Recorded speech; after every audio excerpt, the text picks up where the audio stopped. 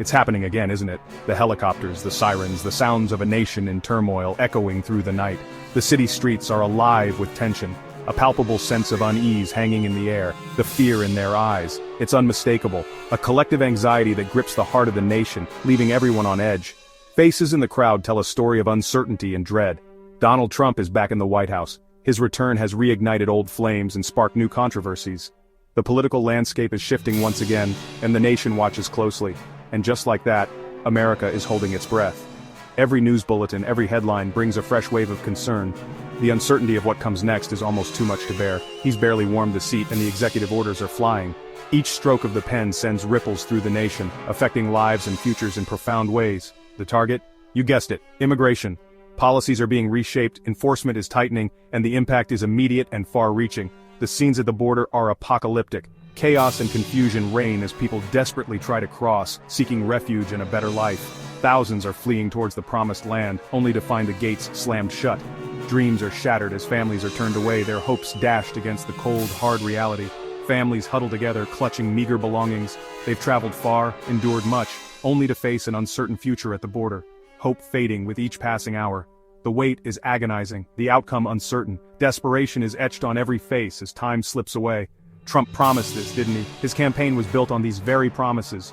To build a wall, to secure the borders, to protect the nation. A wall, a fortress, a nation divided.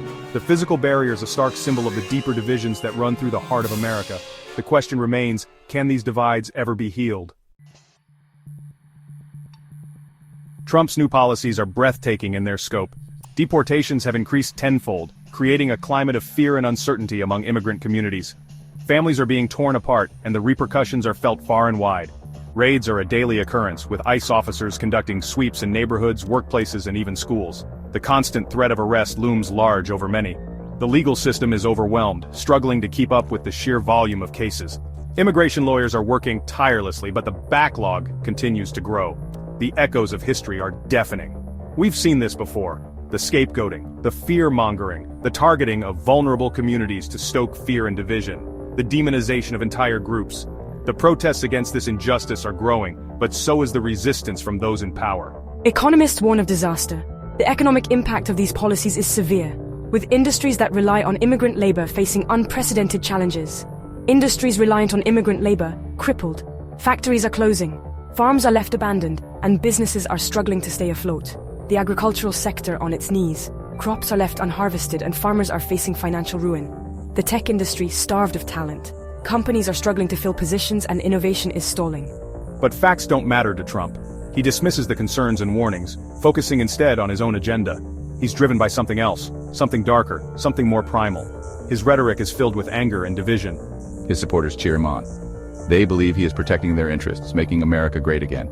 They say he's making America safe again, protecting American jobs. But the reality is far more complex and troubling. But at what cost? The erosion of basic human decency? The separation of families and the inhumane conditions in detention centers?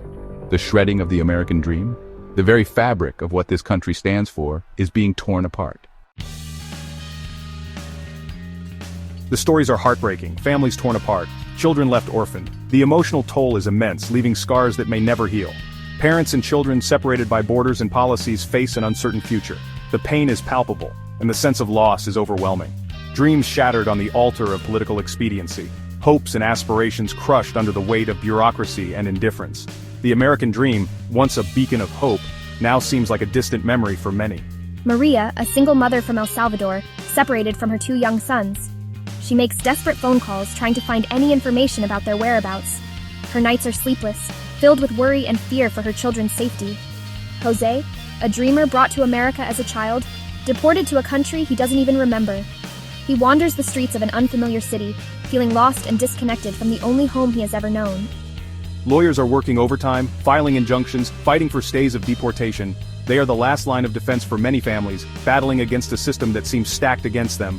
But the system is overloaded, grinding to a halt under the weight of so much human misery.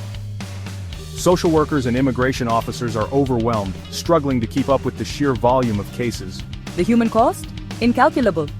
The emotional and psychological damage inflicted on these families is beyond measure. The trauma experienced by children and parents alike will have lasting effects. The damage to America's soul, irreparable. The nation is left to grapple with the consequences of these policies, questioning its values and the very essence of what it means to be American. So here we stand, a nation divided, a nation at war with itself. On one side the Statue of Liberty, her torch flickering in the wind. On the other, a wall of steel and concrete, casting a long shadow over the land. Which America will prevail? The America of hope and opportunity? Or the America of fear and exclusion?